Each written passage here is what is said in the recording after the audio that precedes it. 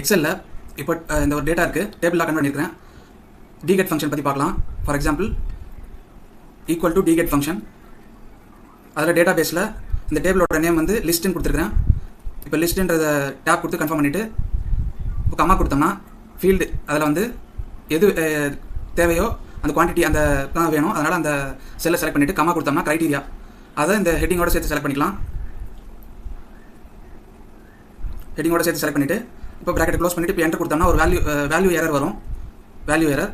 இப்போ F2 கொடுத்து எடிட்டில் போயிட்டு ஏன் எரர் வருதுன்னா ஃபஸ்ட்டு வந்து இந்த லிஸ்ட்டுன்ற டேபிளில் கொடுத்துட்டு ஹெட்டிங்கும் கொடுக்காம விட்டதுனால எரர் வருது, வேல்யூங்கிற எரர். இப்போ ஒரு ஸ்கொயர் ப்ராக்கெட் ஓப்பன் பண்ணிவிட்டு ஆல்ன்றதை கொடுத்துட்டோம்னா ஹெட்டிங்கோட சேர்த்துங்கிறத கொடுத்துட்டோம்.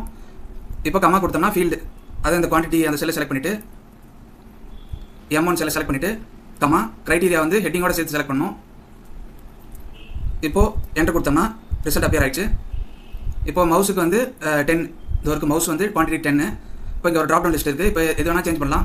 கீபோர்டுக்கு வந்து 20. இப்போ அதே மாதிரி எதாவது மாற்றணும்னா அதுக்கேற்ற மாதிரி சேஞ்ச் ஆகும். அதுக்கேற்ற மாதிரி சேஞ்ச் ஆகிட்டே இருக்கும்.